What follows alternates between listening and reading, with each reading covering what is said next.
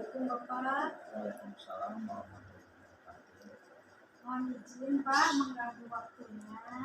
Saya ada tugas dari calon guru penggerak untuk mewawancarai Bapak. Bapak sebagai pimpinan di institusi ini, saya akan mewawancarai Bapak, meminta pengalamannya Pak dalam mengambil keputusan. Mohon izin Pak untuk waktunya sebentar. Oh siap, maka atau silakan untuk mewawancarai, terutama ini persyaratan sebagai kegiatan dalam calon guru penggerak. Mudah-mudahan apa yang akan ditanyakan atau perlu dijelaskan, silakan barangkali mungkin Bapak bisa menjelaskan atau memberikan arahan.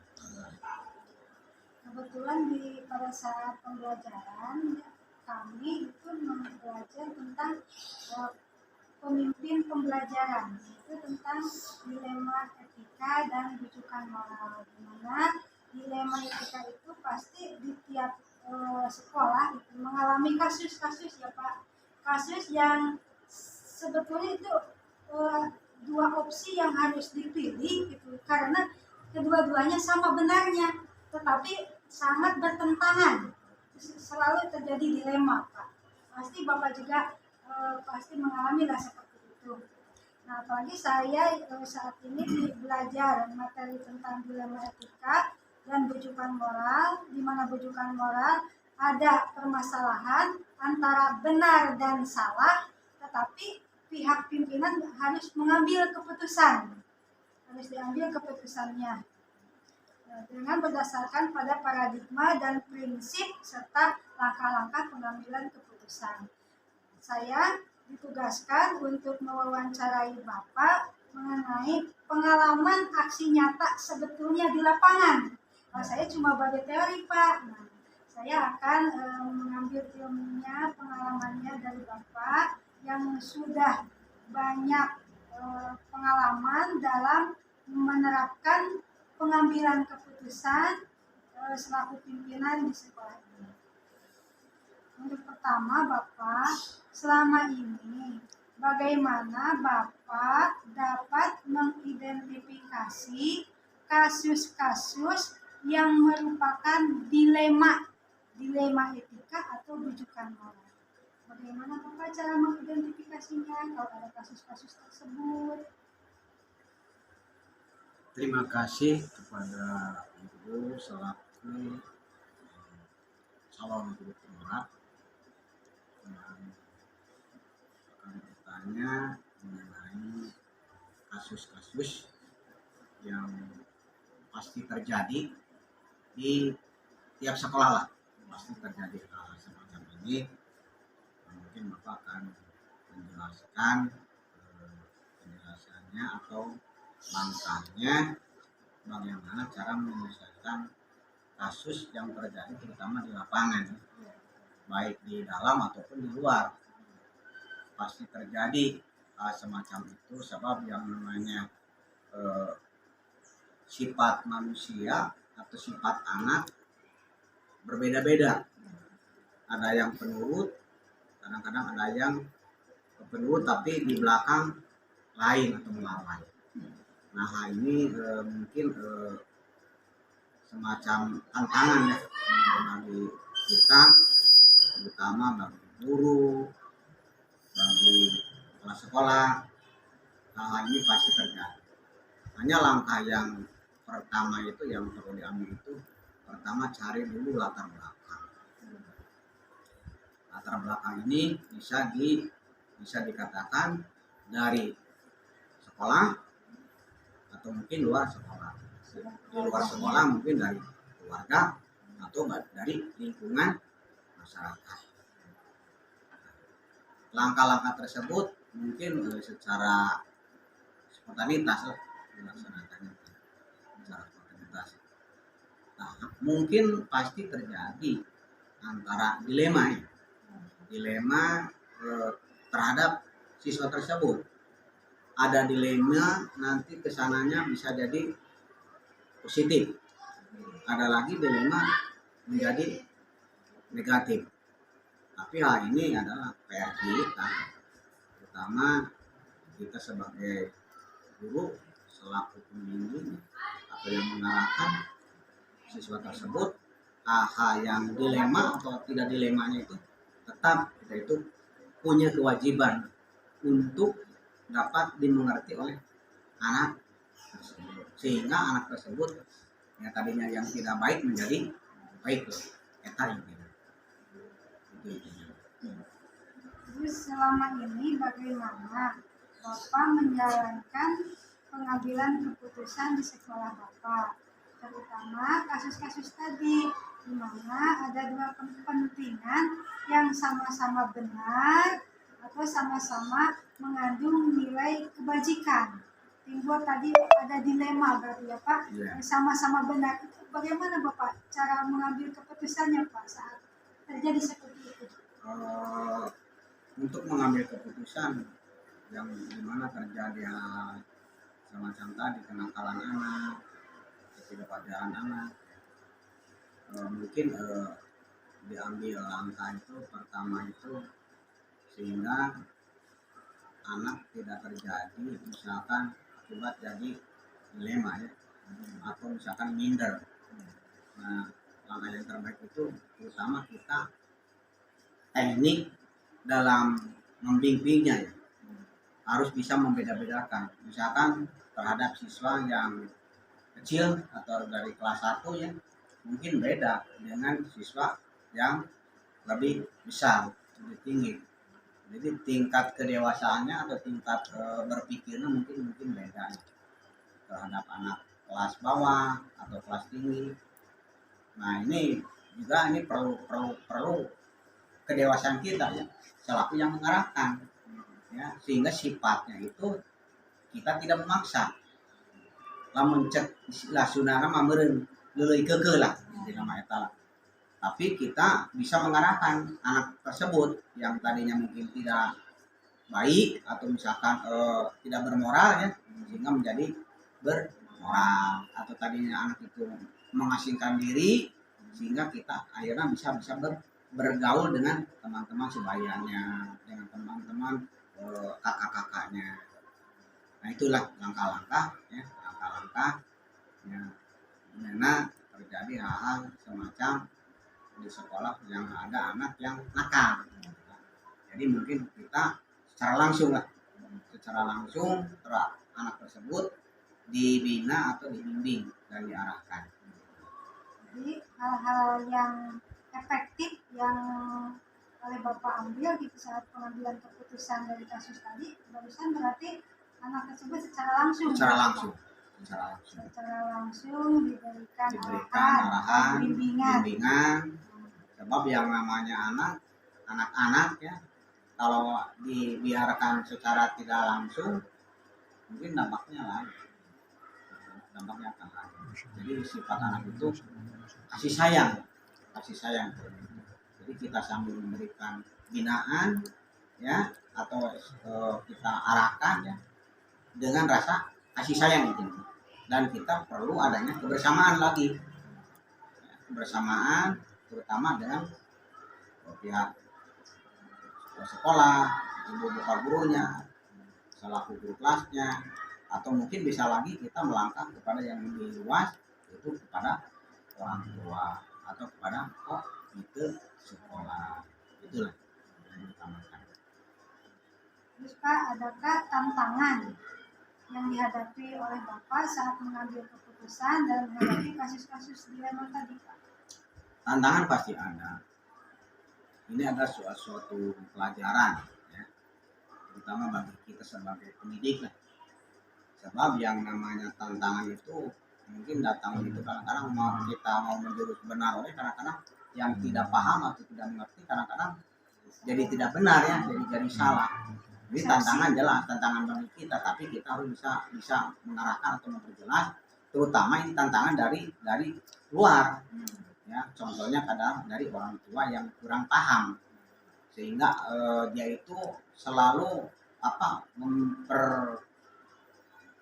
apa ya, masalah. nah itu anaknya yang mengadu itu dia itu bukan memecahkan masalah, malahan anaknya itu seolah dianggap benar. Nah itu pasti timbul masalah sehingga guru itu banyak yang disalahkan akibat orang tuanya kurang paham, kurang mengerti. Nah itu permasalahan pasti terjadi lah hal semacam itu. Tapi kita selaku guru ya yang tugasnya adalah membimbing, mendidiknya, mengayomi, mengarahkan. Nah, itu intinya kita itu harus sabar, ya. Harus sabar. Nah itu ada suatu kewajiban kita sebagai pendidik lah, tantangan untuk kita selaku pendidik intinya mah ada sabar menghadapi anak ya, kenakalan anak-anak. Nah itu. Tadi sudah Bapak jelaskan ya bahwa pengambilan keputusan itu Bapak secara langsung. Secara langsung. Tapi apakah masih ada cara pengambilan keputusan yang misalkan direncanakan, terjadwal? Apakah ada Pak seperti itu? Untuk kasus yang berat misalkan. Untuk sementara ya secara terjadwal tidak ada. Mengapa di SD tidak ada secara spontan aja? Dana terjadi kita langsung mendidik lah, langsung dikumpulkan baik atau di kelas ataupun mungkin secara menyeluruh ya di ruangan tertentu ya.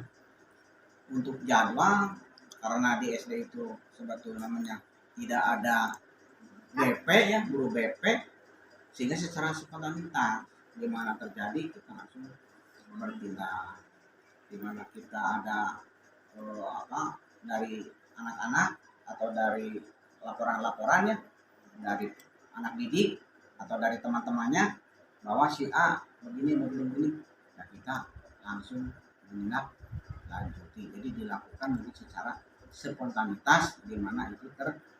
Hanya kejadian itu kita harapkan kepada anak tersebut ada dilema, ya. Ada dilema maksudnya di sana. Jadi maksudnya supaya kapok, supaya dia jerak, jangan terjadi atau jangan terulang kembali. Tadi Bapak sudah sampaikan bahwa dalam pengambilan keputusan ini ada pihak-pihak yang membantu. Tadi sudah disampaikan itu pihak pada sekolah, guru, ya Pak. Bahkan barangkali sampai ke pihak desa, tapi Ya. tidak sampai terjadi tidak terlalu jauh lah. Alhamdulillah sama Bapak juga selaku pimpinan sekolah sudah bisa diselesaikan ya Pak. Diusahakan. Tidak sampai keluar. Diusahakan kita kerjasama pertama dengan guru kelas dulu ya. Guru kelas, kemudian ada guru misalkan sebagai dalam kerohanian ya, guru agama itu punya kewajiban, atau mungkin di lapangan guru PJOK. Yang penting kita kerjasama antara guru-guru lah, terutama warga SD tersebut ya. Dan mungkin kita bisa lebih luas lagi, atau misalkan permasalahan tersebut bisa kita tidak selesaikan, mungkin kita mengambil terhadap orang tua, atau mungkin kita kerjasama lagi dengan pihak komite sekolah. Tapi sampai sejauh sana ya kita belum terlalu jauh. Alhamdulillah permasalahan di sekolah bisa diselesaikan dengan guru-guru lah. Dari semua hal yang telah disampaikan oleh Bapak tadi, pembelajaran apa yang dapat Bapak petik dari pengalaman selama ini ya, dalam pengambilan keputusan di masa sekolah? Untuk pengalaman ya alhamdulillah dengan adanya timbul permasalahan terutama ini anak didik, pengalaman untuk kita pertama adalah dalam memecahkan masalah, dalam menyelesaikan masalah, sehingga masalah tersebut harus dapat kita selesaikan ya, dan tidak terulang kembali. Jelas untuk pengalaman terutama untuk kita selaku pendidik ya, atau Bapak di sini selaku leader atau selaku pemimpin di sekolah ini ya, atau di SD kita ya, SD tercinta ya, SD Silver ya, sangat berharga ya, pengalaman terutama untuk menyelesaikan hal-hal yang terjadi di lingkungan sekolah. Aditya menambah wawasan atau menambah kedewasaan terutama dalam bertindak. Sebab yang namanya anak didik itu punya karakter, punya bakat yang berbeda. Nah, kita selaku pendidik atau pengajar, apalagi ibu ya, sekarang sebagai CGP, kalau bergerak, mungkin ibu juga suatu tantangan ya, suatu tantangan, mungkin suatu nama wawasan, ya, ditugaskan dari atas, ya, dari atas. Jadi hal semacam yang menyangkut terhadap pembelajaran kita harus bisa menyelesaikan. Ini suatu kebanggaan lah, suatu kebanggaan tentang ibu, ya. Cuma tidak semua guru ya yang pada saat ini sudah menjadi CGP, sebab banyak saingan-saingan dan banyak proses yang sebelum dari CGP.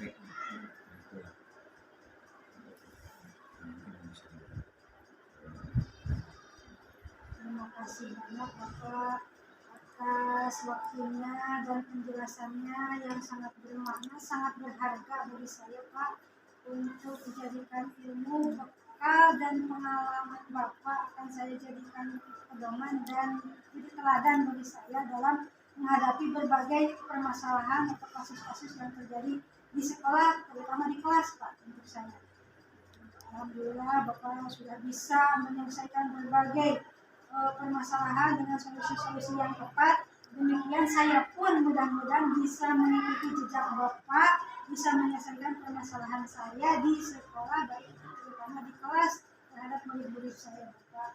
Alhamdulillah, terima kasih sekali atas kebaikan Bapak dan kebijakan Bapak selaku pimpinan yang anggap saya sudah suka. Saya rasa Bapak itu sudah baik gitu, menjadi teladan bagi kami sebagai anak buahnya, sebagai bawahannya untuk mengikuti contoh sikap Bapak, contoh dari pengalaman-pengalaman Bapak yang begitu banyak, yang begitu bermakna gitu bagi saya dan bagi kita semua. Mudah-mudahan kita bisa mengikutinya Bapak. Terima kasih sekali.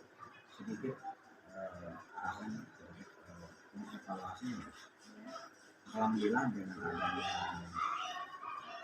program CGP khususnya pendidikan terutama di SD kita, di SD Cirebon ya, bagi Bapak juga sebetulnya ini adalah suatu ilmu, suatu pengalaman ya, baik dalam mengikuti kegiatan-kegiatan itu ada manfaat lah, ada manfaat terutama dalam nama wawasan. Jadi alhamdulillah di SD Cirebon itu sebagai CGP dapat bersaing dengan SD kota lah, intinya kita dari daerah, dan mudah-mudahan apa yang disampaikan oleh Bapak sendiri ya sebagai kepala sekolah di SD ini ya, yang mungkin Bapak juga merasakan bahwa masih banyak kekurangan. Mudah-mudahan kekurangan ini ya dapat evaluasi, dan untuk Ibu Bapak ucapkan selamat ya, selamat semoga sukses ya, lancar dan diberi hidayah oleh Allah. Itu aja. Terima kasih banyak Bapak. Sukses Bu. Amin. Selesai. Coba dicek jualan.